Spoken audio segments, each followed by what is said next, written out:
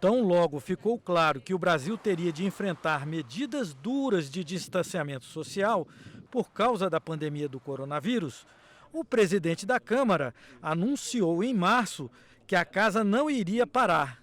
O Congresso brasileiro fechou só na ditadura, não vai fechar mais. De forma remota, com o líder de cada partido ou o seu primeiro vice-líder e mais a maioria da mesa em Brasília, a gente consegue manter os trabalhos, a casa funcionando e trabalhando em conjunto com o Ministério da Saúde e o Ministério da Economia para aprovação dos projetos. 2020 foi um ano de grandes desafios, mas a Câmara dos Deputados conseguiu superar dificuldades e dar respostas que o Brasil pedia.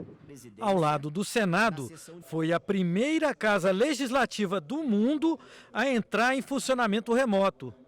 Isso foi possível porque há mais de 10 anos tomou a decisão política de investir na digitalização dos processos legislativos. Há poucos parlamentos que perceberam isso muito rapidamente. Um deles é o Parlamento Europeu e um outro é o Congresso Brasileiro, de facto, que teve um investimento muito grande nas ferramentas digitais. Eu diria que a nível de digitalização está muito à frente de outros parlamentos. Os técnicos da Câmara tiveram apenas uma semana para adaptar e testar o novo sistema de deliberação remota.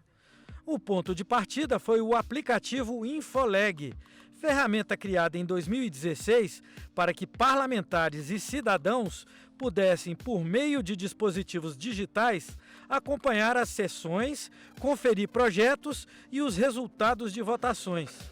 Totalmente desenvolvido pela Câmara, o novo sistema permitiu que deputados pudessem também debater e votar de casa projetos importantes para o enfrentamento da pandemia, como a criação do auxílio emergencial e a ajuda a estados e municípios.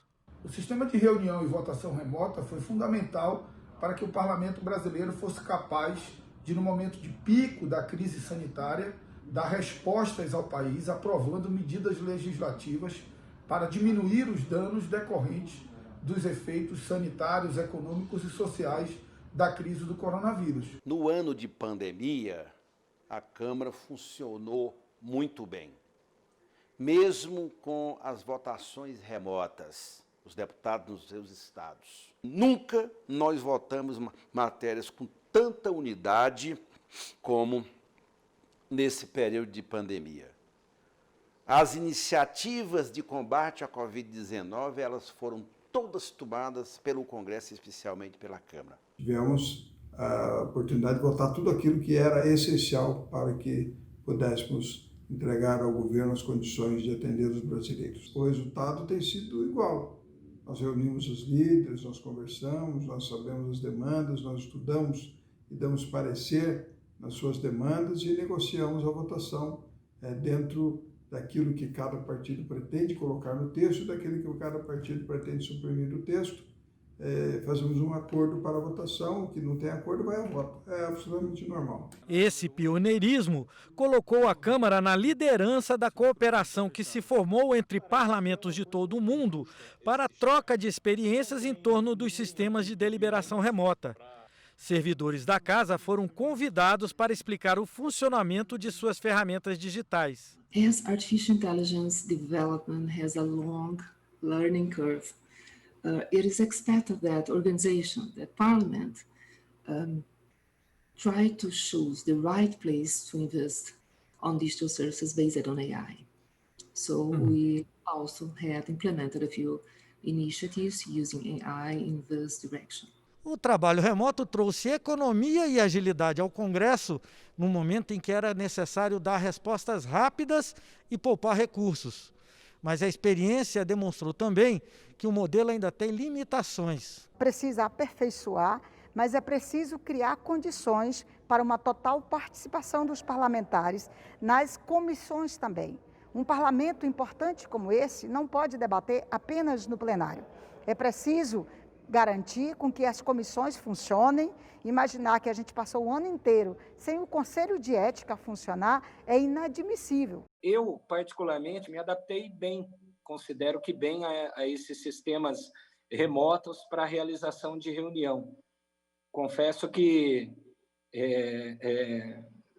Tá difícil agora encontrar tempo na agenda para tanta reunião, porque nós estamos conseguindo fazer muitas reuniões que antes eu demoraria meses para ir em um determinado local no meu estado, do Paraná, promover aquela reunião com lideranças da região.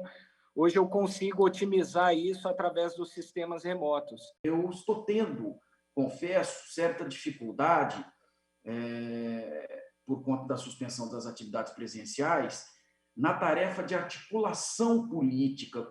Eu estou relatando um projeto que define os direitos dos entregadores de aplicativos. É complexo. Eu tenho que ouvir vários setores da sociedade, eu tenho que ouvir os entregadores, eu tenho que ouvir os consumidores. Estou com dificuldades nesta articulação, porque se eu estivesse em Brasília, no meu gabinete, percorrendo ali o Salão Verde, conversa com um no cafezinho, vem aqui para o plenário, faz um pronunciamento, aí é chamado por outro setor para ser ouvido, para conversar, eu penso que nós conseguiríamos acelerar mais este processo de articulação. Entendo que nós podemos trabalhar de maneira híbrida, podemos ter uma pauta virtual que vai desafogar o parlamento, que vai promover uma maior fluidez no nosso processo legislativo. Isso barateia o nosso trabalho, é mais econômico para o parlamento, torna mais ágil o processo, e aí nós temos que garantir canais que propiciem a efetiva participação da sociedade civil organizada.